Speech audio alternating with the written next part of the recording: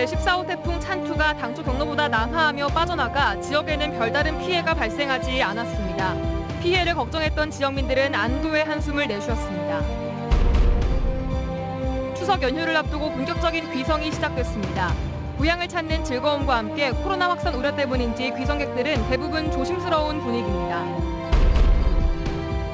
프로축구 전남 드래곤즈가 일부 승격을 위해 총력전을 펼치고 있습니다. 현재 팀 순위 4위로 주춤하지만 가을 시즌 남은 7경기에 승부수를 던진다는 각오입니다.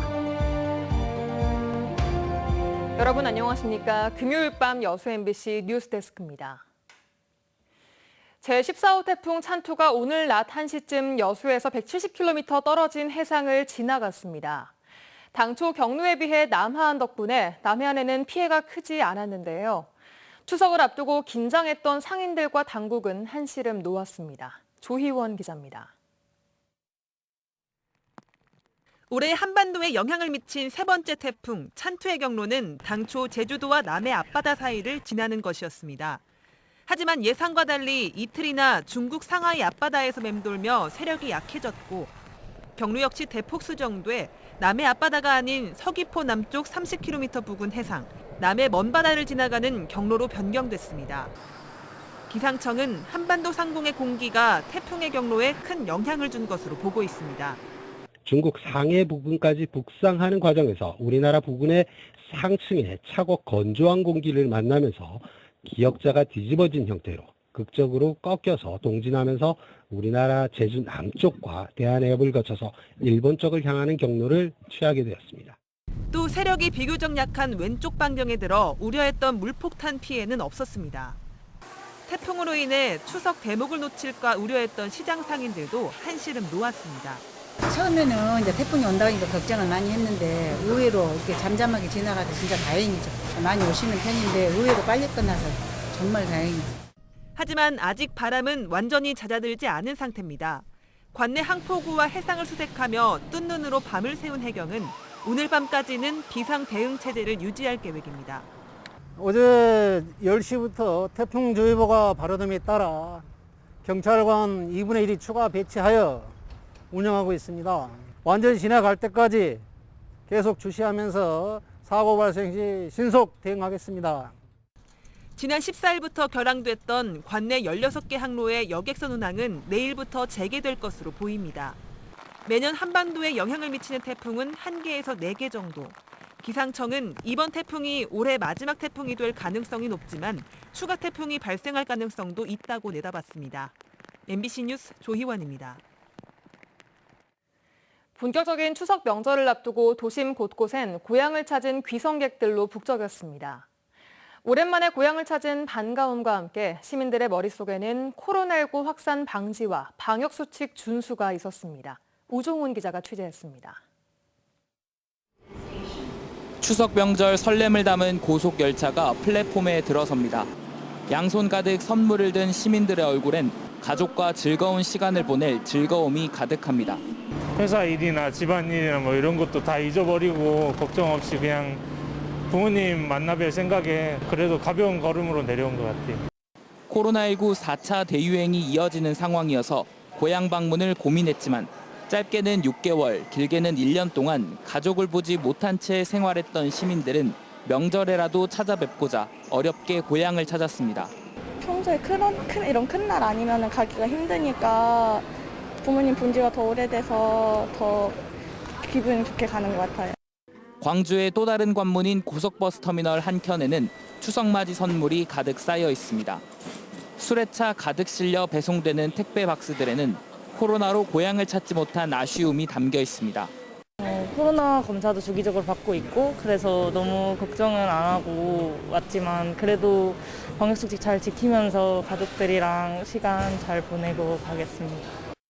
만남의 설렘이 가득한 명절이지만 코로나19가 완전히 끝나지 않은 상황에서 국민 대이동은 급격한 확산을 가져올 수 있어 긴장감은 최고조에 달하고 있습니다. 방역당국은 기차역과 터미널, 공항 등 다중교통시설과 종교시설과 전통시장 등에 대한 방역 실태를 연휴 동안에도 점검해 나갈 계획입니다. 또 선별진료소와 감염병 전담병원도 정상 운영하는 등 대유행의 분수령인 추석에 추가 확산이 되지 않도록 최선을 다할 예정입니다. 이번 추석 연휴도 약속과 모임을 자제해 주시고 마음으로 함께해 주셔서 안전하고 건강한 명절을 보내주실 것을 다시 한번 부탁드립니다. 본격적인 추석 명절을 맞아 고향을 찾는 시민들의 이동이 많아지는 가운데 코로나 전국 확산세를 줄이기 위해선 개개인의 방역수칙 준수가 가장 중요한 상황입니다. MBC 뉴스 우종훈입니다. 김영록 전라남도지사가 추석 명절을 맞아 전통시장의 방역 상황을 현장 점검했습니다. 김 지사는 오늘 오전 여수 교동시장을 찾아 시장 지원 사업의 추진 현황과 코로나19 방역 대책을 점검하고 관계자를 격려했습니다. 추석 연휴 동안 순천만 국가정원에서 다양한 문화예술 행사가 열립니다. 20일 국가정원 잔디마당에서는 오후 3시부터 5시까지 가족 단위 관람객들을 위한 버블 매직쇼와 팝 블루스 공연이 진행되고 추석 당일인 21일에는 한국 무용과 K-팝 공연 등이 펼쳐질 예정입니다.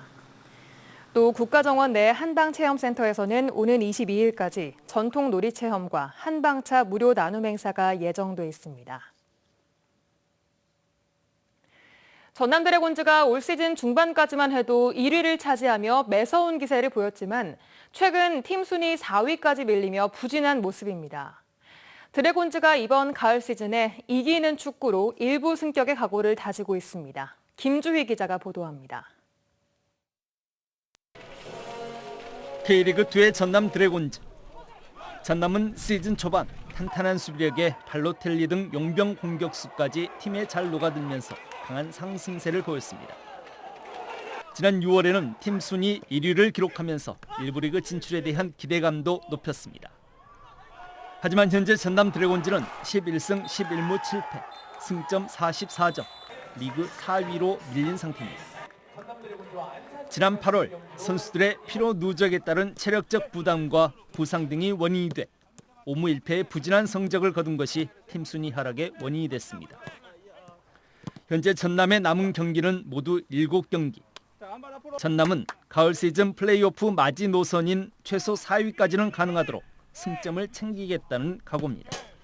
지금 처지가 굉장히 저희가 다급하게 지금 몰려가고는 있지만 말씀하신 나머지 7경기, 다음 경기가 바로 홈 경기인데 최선을 다해서 멋진 경기, 승리하는 경기를 보여드리는 게 우리 팬분들한테 보답하는 길이라고 생각합니다.